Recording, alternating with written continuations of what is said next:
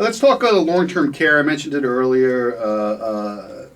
It's one of the things that goes into financial planning, where 70% of us are going to need some kind of long-term care at the end of our lives.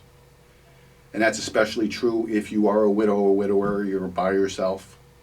Because when you're together, you can take care of each other for a longer amount of time. But when you're alone, there's nobody to take care of you. So you need long-term care in some form or another.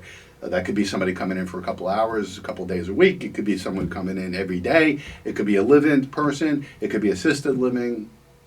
And it could be skilled nursing home. And for many people, they buy insurance for that. Now, traditional long-term care insurance, you just pay premiums. You pay premiums. If you die, you get nothing back. It was all wasted money. Now if you're getting long-term care now they have these hybrid policies where you put cash in, and if you don't use it, it becomes life insurance back to your estate, which is much better, obviously.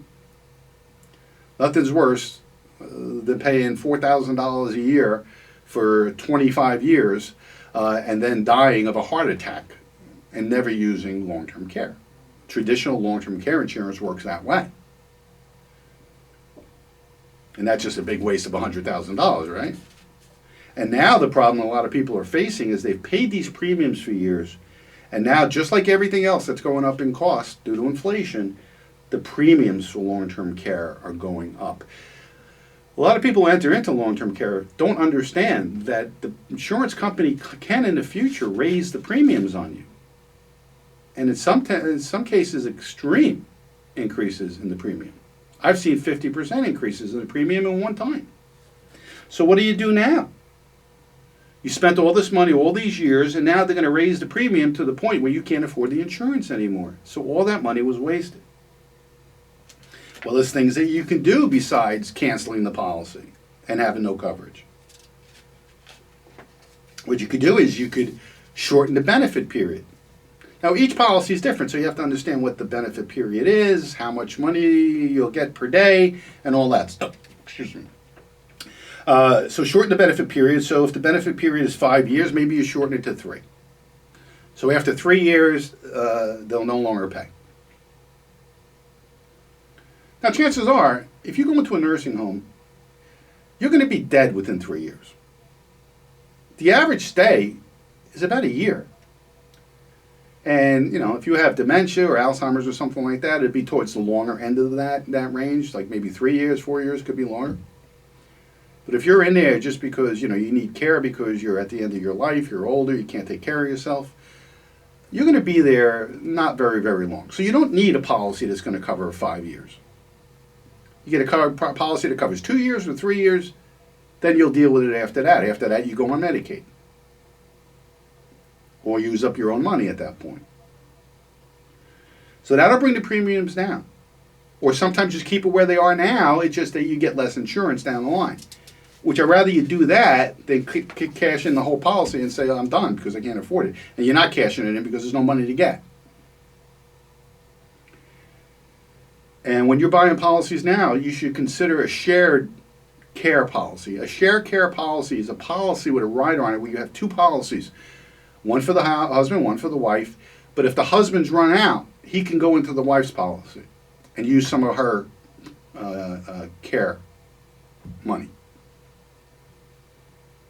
And the chances of both of you needing nursing home is relatively low. It's less than 50%. So, using the other, your spouse's policy, it's better than going into your savings and losing everything. It's the same thing if you use your policy now, and if you run out when you go in the future and you go into your savings. Same thing. So I would consider something like that. You could think about a longer elimination period. What's an elimination period? It's the period, how long you have to wait before the insurance company kicks in and starts paying. Now, most policies have elimination periods of 30 days or 60 days or 90 days. Now, obviously, the longer the period that it takes the insurance company to kick in and start paying benefits, the lower your long-term care premiums are going to be. Now, the downside is you're going to end up paying more out of pocket for a longer amount of time. If you're going to be responsible for 3 months at $12,000 a month, well, it's going to cost you $36,000 out of pocket If you have a 30-day elimination period, it's going to cost you 12. But the longer your elimination period, the lower the premium. The last thing you would consider, and I say it's the last thing because it's not great, and that's reduce your daily benefits. The amount that the policy will pay per day towards your benefits. So say it cost you, let's see, what's $400 a day. Let's say $300 a day. And your policy pays $250. Or your policy pays $300, pays it all. By cutting it down to $200 a day and you kicking in $100 a day, you could lower the premiums. So when you get this letter, and I've had people come to me totally dismayed when they get this letter from their insurance company that their premium's going up. Go see, if you have a financial planner, go see them and see what your options are.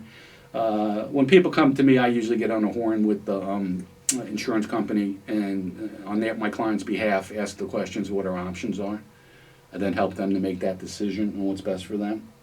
But you definitely want to contact the provider and ask what your options are before you cancel the policy. I can't think of nothing worse than spending 20, 25 years paying a premium and then canceling the policy because you can't afford the increase. So just don't cancel it. Find out what your options are. You may be able to do something. Now, you won't have the same benefits that you had prior to the premium increase, but at least you have something.